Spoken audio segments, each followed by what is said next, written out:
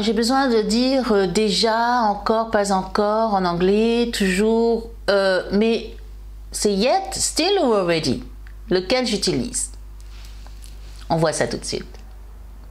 Bonjour, je suis Florence Evigan, votre coach d'anglais, et aujourd'hui, enfin, je me mets à faire cette vidéo qui m'a été demandée plusieurs fois, celle sur already. En fait, cette vidéo est sur 3 mots. Already, effectivement, still et yet. Et tout ça en français, c'est pour dire encore, toujours, déjà, pas encore, et on se mélange les pinceaux. Donc, cette vidéo, je vais essayer d'être claire et le plus précis possible pour que vous puissiez utiliser ces 3 mots de façon correcte. Ok? Alors, on va commencer par yet. Yet est utilisé dans les phrases négatives ou interrogatives. Il est placé en fin de phrase et il est utilisé pour parler de quelque chose que l'on attend. On s'attend à ce que quelque chose arrive et c'est yet qu'on utilise. Alors, par exemple, la question. Has John arrived yet? Donc en question, has John arrived yet? Est-ce qu'il est déjà là? Est-ce que John est déjà arrivé? L'air de dire, je m'attends à ce qu'il soit déjà là.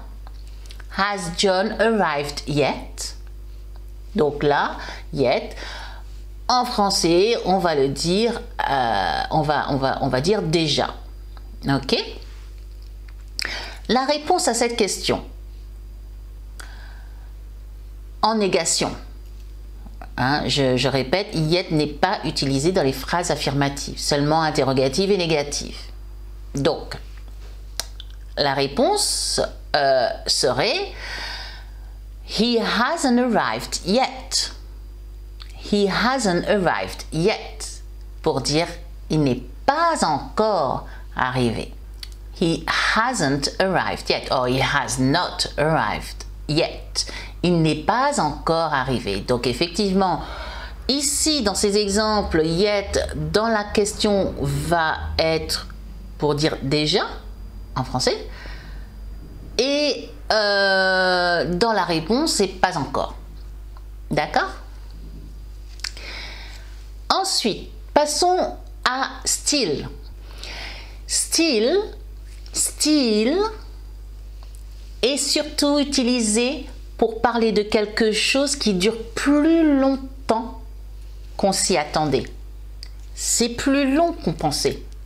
Donc je répète, still est surtout utilisé pour parler de quelque chose qui dure plus longtemps que l'on pensait, que l'on s'attendait. Dans les phrases affirmatives et interrogatives, still se placera en milieu de phrase. Exemple d'une phrase affirmative. John is still at work. John is still at work. John est toujours au travail. Il aurait dû finir il y a 3 heures et il y est toujours, quoi. Sous-entendu, bien sûr. John is still at work. Still, dans ce cas-là, va vouloir dire il est toujours là. C'est quelque chose à laquelle je m'attendais que ça soit plus court. C'est-à-dire que c'est quelque chose qui dure plus longtemps, mais je ne m'y attendais pas. Dans une phrase interrogative, on pourrait dire Do you still go to the seaside every weekend? Do you still go to the seaside every weekend? Tu vas toujours... vous... En général, si on pose cette question, c'est qu'on connaît bien la personne, on va la tutoyer, je suppose. Hein? Do you still go to the seaside every weekend? Tu vas toujours au bord de la mer tous les week-ends? Do you still go to the seaside? Seaside, bord de la mer. Every weekend? Tu vas toujours... Do you still go? Hein? Tu vas toujours en bord de mer tous les week-ends? C'est-à-dire que la personne qui dit ça, la personne qui parle ici, pense que ne s'y attendait pas, que la personne continue à aller tous les week-ends en bord de mer. D'accord? Still peut aussi être utilisé dans les phrases négatives, mais là, il sera placé juste après le sujet. Par exemple, It is 6 o'clock. Peter still isn't back. Peter still isn't back.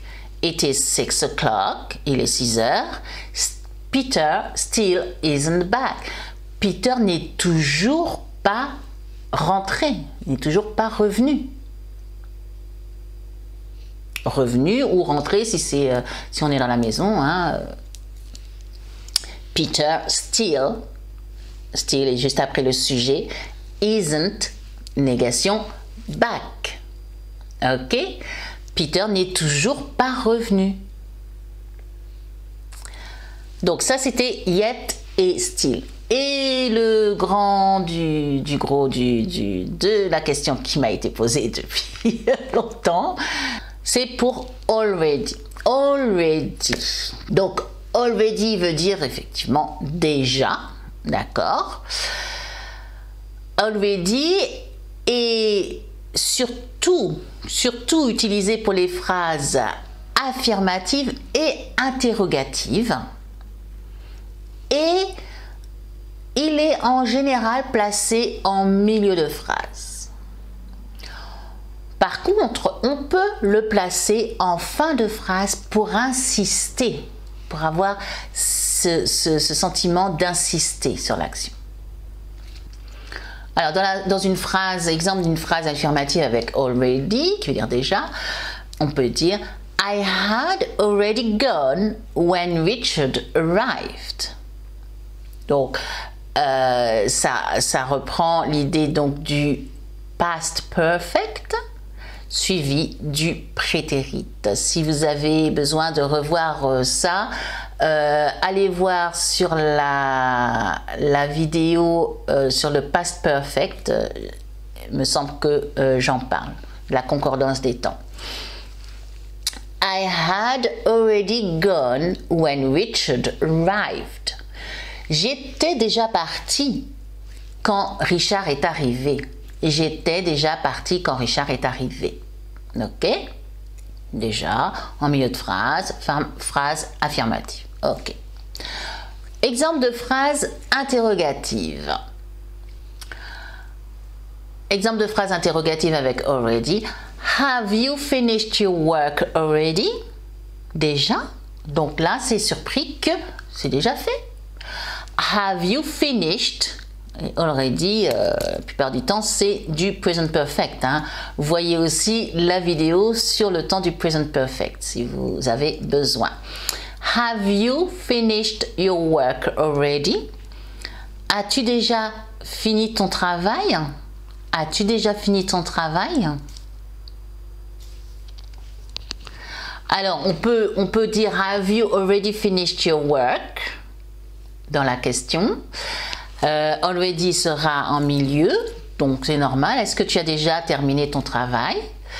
Et si on le met already à la fin, ça va être pour insister, la surprise. Have you finished your work already? T'as déjà fini ton travail? L'air de dire, je ne crois pas, quoi. C'est surprenant. Ça a été vite. Ça fait vite. Ok? Already peut aussi être utilisé dans les phrases négatives. Et là, c'est pour marquer vraiment la surprise. Par exemple, ici, une phrase négative interrogative. On va dire You're not leaving us already, are you? You are not leaving us already, are you? Vous ne nous quittez pas déjà, n'est-ce pas? You are not leaving us already, are you?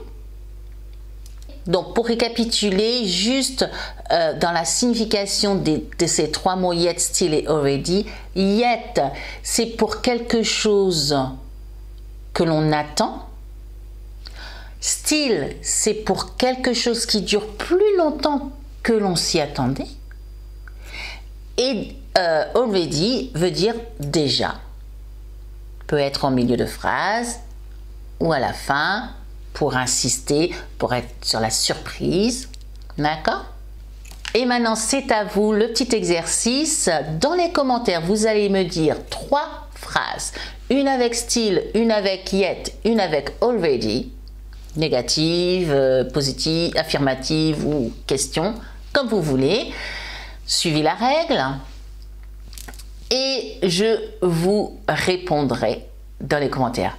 N'oubliez pas de mettre un like, partagez cette vidéo si vous avez appris quelque chose, si ça vous a interpellé, intéressé, aidé de quelque manière que ce soit. Partagez cette vidéo. Je vous retrouve bientôt dans une autre vidéo. Et si vous voulez pratiquer votre anglais, parler, si vous voulez réussir à communiquer en anglais, il faut que vous parliez avec d'autres personnes en anglais. C'est l'objectif de l'atelier Speaking English, dont le lien est dans la description. Allez-y, c'est un petit prix pour un gros impact. Toutes les semaines, on se voit, on parle anglais, face à face, visioconférence bien sûr. On a des gens de partout et c'est super.